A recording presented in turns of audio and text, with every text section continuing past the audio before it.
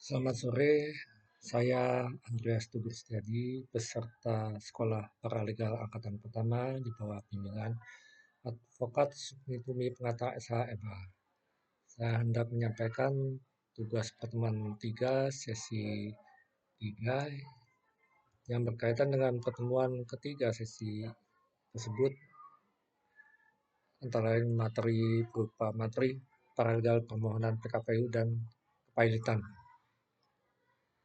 Saya mulai. Kepailitan dan penundaan kewajiban pembayaran utang atau disingkat PKPU adalah cara hukum untuk menyelesaikan sengketa yang timbul akibat ketidakmampuan seorang debitur untuk melunasi utangnya yang terbukti telah jatuh tempo dan dapat ditagih. Penyelesaian melalui kepailitan adalah dengan menjual atau membereskan seluruh harta debitur pailit untuk membayar utang. Sementara penyelesaian melalui PKPU adalah untuk memampukan debitur dalam membayar utangnya melalui skema restrukturisasi utang. Menurut Undang-Undang Kepailitan dan PKPU berdasarkan Undang-Undang nomor 37 tahun 2004 tentang kepailitan dan PKPU disebutkan bahwa debitur yang tidak dapat atau memperkirakan dapat melanjutkan membayar utang-utangnya yang sudah jatuh waktu atau jatuh tempo dan dapat ditagih, dapat memohon penundaan kewajiban pembayaran utang dengan maksud untuk mengajukan rencana perdamaian yang meliputi tawaran pembayaran sebagian atau seluruh utang kepada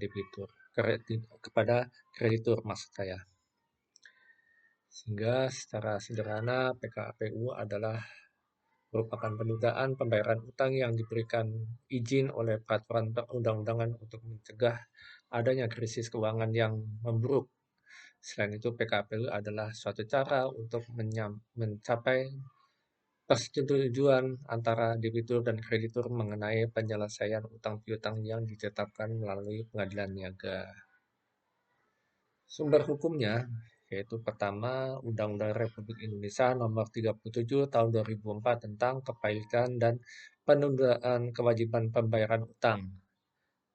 Kedua ya, Putusan Mahkamah Konstitusi Nomor 071 garis miring PUU garis 2 garis miring 2004. Kemudian Putusan Mahkamah Konstitusi Nomor 001 garis 002 garis miring PUU garis 3 garis miring 2005. Kemudian Putusan Mahkamah Konstitusi Nomor 23 garis miring PUU garis 19 garis miring 2021. Mengenai penyelesaian sengketa di Indonesia, metode penyelesaian sengketa yang umum dilakukan apabila ada pihak yang ingin menuntut haknya adalah dengan mengajukan gugatan perdata di pengadilan negeri yang mana prosesnya sesuai dengan pemenuhan haknya tentu akan memakan waktu yang sangat lama dan biaya yang lebih mahal, dikarenakan putusan pengadilan negeri ini masih bisa dilakukan upaya hukum yakni banding di tingkat pengadilan tinggi, kasasi di Mahkamah Agung, bahkan bisa diajukan PK atau peninjauan kembali. Langkah hukum selain dengan mengajukan gugatan perdata di pengadilan negeri yang bisa dilakukan adalah dengan mengajukan permohonan penyataan kepailitan ataupun penundaan kewajiban pembayaran utang PKPU di pengadilan niaga. Dasar hukumnya yakni Undang-Undang Nomor 37 Tahun 2004 tentang kepailitan dan penundaan kewajiban pembayaran utang atau disingkat UUK PKPU. Kemudian kelebihan dari lembaga kepailitan dan PKPU ini adalah memberi kesempatan kepada kreditur dan debitur untuk mengupayakan penyelesaian secara cepat, terbuka, dan efektif yang adil, transparan dengan tata pengaturan waktu yang sangat ketat. Mengenai kepailitan. Kepailitan adalah sita umum atas semua kekayaan debitur pailit yang pengurusan dan pemberesannya dilakukan oleh kurator di bawah pengawasan hakim, pengawas. Nah, dalam hal ini sesuai dengan pasal 1 ayat 1 Undang-Undang Kepailitan dan PKIPU. Pengertian harta pailit adalah kepailitan meliputi seluruh kekayaan debitur pada saat putusan pernyataan pailit diucapkan serta segala sesuatu yang diperoleh selama terjadinya kepailitan. Kemudian pasal 1131 KUH Perdata menyebutkan tentang segala kebendaan si berutang baik yang bergerak maupun tidak bergerak, baik yang sudah ada maupun yang baru akan ada di kemudian hari menjadi tanggungan untuk segala perikatannya. Dan dalam pasal 1132 KUH Perdata disebutkan bahwa kebendaan tersebut menjadi jaminan bersama-sama bagi semua orang yang mengutamakan padanya pendapatan penjualan benda-benda itu dibagi-bagi menurut keseimbangan, yaitu menurut besar kecilnya piutang masing-masing kecuali apabila antara para berpiutang itu ada alasan-alasan yang sah untuk didahulukan. Jadi semua harta kekayaan debitur menjadi jaminan pembayaran utang. Nah, tujuan kepailitan adalah untuk melindungi para kreditur untuk memperoleh hak mereka, kemudian menjamin agar pembagian harta kekayaan debitur sesuai dengan asas pari passu dan prorata parte. Pari passu adalah secara rata menerima pelunasan tanpa ada yang didahului, sedangkan prorata parte adalah porsi yang dihitung berdasarkan besarnya piutang masing-masing dibandingkan terhadap piutang mereka secara keseluruhan terhadap harta kekayaan debitur tersebut. Kemudian selanjutnya adalah mencegah agar debitur tidak melakukan perbuatan yang merugikan kepentingan para kreditur, perbuatan yang merugikan kepentingan para kreditur. Lanjut, UUK PKPU melahirkan pengadilan khusus di Indonesia yang disebut dengan pengadilan niaga. Dan keberadaan pengadilan ini ada di 5 daerah di Indonesia, yaitu di Provinsi Daerah Khusus Jakarta, di Medan, Semarang, Surabaya, dan Makassar. Lembaga Kepailitan dan Penundaan Kewajiban Pembayaran Utang (PKPU) diharapkan memberikan suatu solusi terhadap para pihak apabila debitur dalam keadaan berhenti membayar atau tidak mampu membayar, untuk menghindari eksekusi massal oleh kreditur dan mencegah terjadinya kecurangan yang mungkin dilakukan oleh kreditur atau debitur sendiri, yang merupakan tindakan-tindakan yang tidak adil dan dapat merugikan semua pihak. Persyaratan permohonan pernyataan pailit. Adapun syarat untuk dapat mengajukan permohonan pailit adalah sebagaimana diatur pada pasal 2 ayat 1 dan pasal 8 ayat 4 UUK PKPU. Debitur yang mempunyai 2 atau lebih kreditur dan tidak membayar lunas sedikitnya satu utang yang telah jatuh waktu dan dapat ditagih dinyatakan valid dengan putusan pengadilan baik atas permohonannya sendiri maupun atas permohonan satu atau lebih krediturnya. Pasal 8 ayat 4 UUK PKPU. Permohonan pernyataan valid harus dikabulkan apabila terdapat fakta atau keadaan yang terbukti secara sederhana bahwa persyaratan untuk dinyatakan valid sebagaimana dimaksud dalam pasal 2 ayat 1 UUK PKPU telah dipenuhi. Berdasarkan ketentuan pasal 2 ayat 1 UUK PKPU tersebut di atas, maka dapat ditentukan unsur-unsur utama yang harus dipenuhi dalam pengajuan permohonan pailit. Dalam maksudnya adalah persyaratan permohonan pernyataan pailit, yaitu 1. Adanya debitur, terdapat minimal 2 orang kreditur, kemudian tidak membayar lunas sedikitnya satu utang dan utang tersebut telah jatuh tempo dan dapat ditagih. Kemudian pihak yang dapat mengajukan permohonan pernyataan pailit dan PKPU yaitu selain kreditur dan debitur, maka permohonan pernyataan pailit dapat juga diajukan oleh beberapa pihak lainnya sesuai dengan ketentuan pasal 2 ayat 2 sampai dengan 5 UUK PKPU sebagaimana diuraikan berikut ini. yaitu dalam hal demi kepentingan umum, maka yang berhak mengajukan adalah Kejaksaan pasal 2 ayat 2 UUK PKPU. Dalam hal debitur adalah bank, maka yang berhak mengajukan permohonan pelit adalah Otoritas Jasa Keuangan. Dulunya kewenangan Bank Indonesia berdasarkan pasal 2 ayat 3 UUK PKPU. Kemudian dalam hal debitur adalah perusahaan efek, bursa efek, lembaga clearing dan penjamin, lembaga penyimpanan dan penyelesaian, maka yang berhak mengajukan permohonan pelit adalah Badan Pengawas Pasar Modal atau disingkat BAPEPAM yang sekarang dialihkan menjadi kewenangan Otoritas Jasa Keuangan atau OJK berdasarkan pasal 2 ayat 4 UUK PKPU junto pasal 55 ayat 1 UU OJK. Dalam hal debitur adalah perusahaan asuransi, perusahaan reasuransi, dan dana pensiun, maka yang berhak untuk mengajukan permohonan pilot adalah Menteri Keuangan yang sekarang dialihkan menjadi kewenangan Otoritas Jasa Keuangan atau OJK atau Badan Usaha Milik Negara BUMN yang bergerak di bidang kepentingan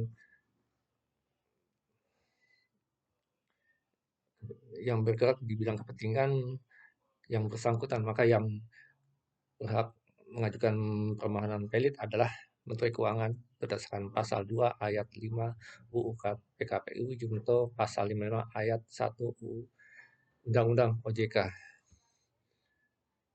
Permohonan selain yang diajukan oleh Bank Indonesia melalui Menteri Keuangan, Bapepam atau OJK dan Kejaksaan harus diajukan oleh seorang advokat berdasarkan pasal 7 UUK PKPU. Kemudian likuidator dalam hal debitur adalah suatu perseorangan terbatas dan sidang dalam proses pembubaran berdasarkan pasal 149 Undang-Undang Nomor 40 Tahun 2007 tentang perseroan terbatas. Selanjutnya, jangka waktu penyelesaian. Kepilitan tidak memiliki waktu tertentu untuk penyelesaian seluruh proses kepilitan setelah diputuskannya pilit oleh pengadilan niaga.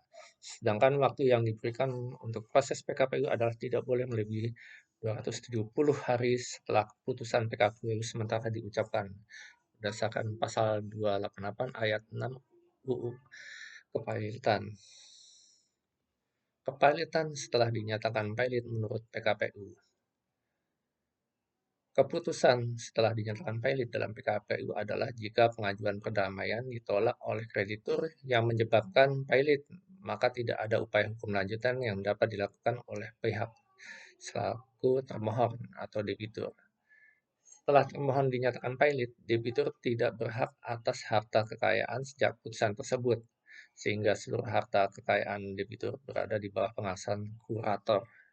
Namun PKPU, korporasi, direksi, dan komisaris masih memiliki hak untuk mengurus harta kekayaan perusahaan di bawah pengawasan pengurus. Tahapan dalam proses PKPU. Pengajuan PKPU dapat dilakukan melalui dua tahap, yaitu sebagai berikut. 1. PKPU bersifat sementara, yaitu pengadilan negeri dapat dengan segera memutus permohonan dengan PKPU sementara apabila pengajuan PKPU oleh debitur atau kreditur disertai dengan alasan jelas dan berkas-berkas yang membuktikan adanya hutang piutang. Hasil putusan PKPU sementara berlaku selama maksimal 45 hari sejak dibacakannya putusan. Kemudian yang kedua adalah PKPU bersifat tetap. PKPU tetap dapat diajukan debitur untuk mendapatkan perpanjangan waktu penyusunan rencana perdamaian yang akan ditawarkan kepada kreditur. PKPU tetap diputuskan oleh pengadilan niaga berdasarkan hasil voting yang dilakukan oleh para kreditur. Putusan PKPU tetap berlangsung maksimal 270 hari sejak putusan PKPU dibacakan. Kemudian cara pengajuan PKPU. Mengajukan permohonan PKPU kepada pengadilan niaga harus memenuhi persyaratan berikut. 1. Surat permohonan dengan materai tertuju kepada Ketua Pengadilan Niaga sesuai domisili pemohon. 2. Surat kuasa otentik tertuju pada kuasa hukum untuk mengajukan permohonan. Ketiga, izin advokat terlegalisir. Keempat, laporan keuangan. 5. Identitas lengkap kreditur serta sisa jumlah tagihan debitur. Keenam, apendiks rencana perdamaian baik tawaran pembayaran seluruhnya maupun sebagian dari jumlah hutang kepada kreditur. Sebagai catatan bahwa akibat hukum putusan pengadilan terhadap debitur yang dinyatakan valid adalah sejak tanggal putusan pernyataan valid, si debitur atau si valid kehilangan hak untuk melakukan pengurusan dan penguasaan atas harta kekayaannya yang termasuk dalam harta valid. Sejak dinyatakan valid, pengurusan dan penguasaan harta kekayaan si valid beralih ke tangan kurator atau balai harta peninggalan. Kemudian akibat adanya PKPU adalah poin A bahwa debitur tidak dapat melakukan tindakan kepengurusan atau memudahkan hak atas sesuatu bagian dari hartanya, dan jika debitur melanggar pengurus maksud saya, jika debitur melanggar, maka pengurus berhak melakukan segala sesuatu untuk memastikan bahwa harta debitur tidak dirugikan karena tindakan debitur tersebut. Kemudian yang B, debitur tidak dapat dipaksa membayar utang-utangnya dan semua tindakan eksekusi yang telah dimulai guna mendapatkan pelunasan utang harus ditangguhkan. Kemudian yang C, debitur berhak membayar utangnya kepada semua kreditur bersama-sama menurut sumbangan piutang masing-masing. Yang D, semua sitaan yang telah dipasang adalah berakhir. Debitur yang tidak dapat memperkirakan bahwa ia tidak dapat melanjutkan untuk membayar utang-utangnya yang sudah jatuh waktu atau jatuh tempo dan dapat ditagih, maka dapat memohon penundaan kewajiban pembayaran utang dengan maksud untuk mengajukan rencana perdamaian yang meliputi tawaran pembayaran seluruh atau sebagian utang kepada para kreditur. Kemudian permohonan penundaan pembayaran itu harus diajukan oleh debitur atau kreditur kepada pengadilan dan oleh penasihat hukumnya, yang kemudian disertai dengan daftar yang memuat sifat, jumlah piutang, dan utang debitur beserta surat bukti seterusnya. Kemudian surat permohonan dan lampiran tersebut diletakkan di kepanitraan pengadilan agar dapat dilihat oleh semua pihak yang berkepentingan. Pada hakikatnya, tujuan PKPU adalah untuk perdamaian. Fungsi perdamaian dalam proses PKPU sangat penting, artinya bahwa merupakan tujuan utama bagi si debitur, yang dimana si debitur sebagai orang yang paling mengetahui keberadaan perusahaan, bagaimana keberadaan perusahaannya ke depan, baik potensi maupun kesulitan membayar utang-utangnya, dari kemungkinan masih dapat bangkit kembali dari jeratan utang-utang terhadap sekalian krediturnya. Oleh karenanya, langkah-langkah perdamaian ini adalah untuk menyusun suatu strategi baru bagi si debitur menjadi sangat penting. Namun karena faktor kesulitan pembayaran utang-utang yang mungkin segera jatuh tempo yang mana sementara belum dapat diselesaikan, membuat si debitur terpaksa membuat suatu konsep perdamaian yang mana konsep ini nantinya akan ditawarkan kepada pihak kreditur. Dengan demikian si debitur masih dapat nantinya, tentu saja, jika perdamaian ini disetujui oleh para kreditur untuk meneruskan berjalannya perusahaan si debitur tersebut. Dengan kata lain, tujuan akhir dari PKPU ini ialah dapat tercapainya perdamaian antara debitur dan seluruh kreditur dari rencana perdamaian yang diajukan atau ditawarkan oleh si debitur tersebut. Kemudian apabila rencana perdamaian tidak tercapai atau pengadilan menolak rencana perdamaian, maka pengadilan wajib menyatakan debitur dalam keadaan valid. Pengadilan dapat menolak rencana perdamaian karena satu, harta debitur, yaitu termasuk benda untuk mana dilaksanakan hak untuk menahan benda jauh lebih besar daripada jumlah yang disetujui dalam perdamaian.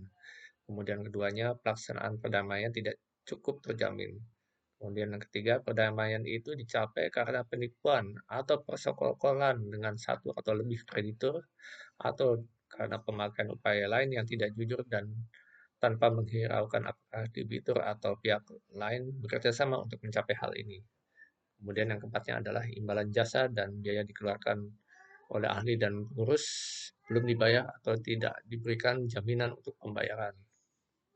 Nah, sebagai catatan penutup bahwa patut dia patut dipahami bahwa tujuan PKPU adalah untuk membantu pengusaha dalam menyelesaikan utangnya serta meneruskan kegiatan utangnya secara adil, efisien, dan cepat atau dalam arti kata business going concern.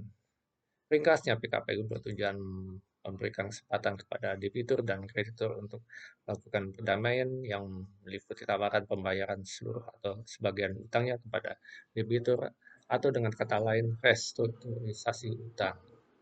Perdamaian menjadi elemen esensial dalam PKPU. Di sisi lain, penyelesaian utang piutang melalui PKPU kan masih adanya itikat baik dari debitur untuk membayar utangnya dengan mengajukan proposal perdamaian sekaligus untuk menghindari kepailitan. Demikian, terima kasih.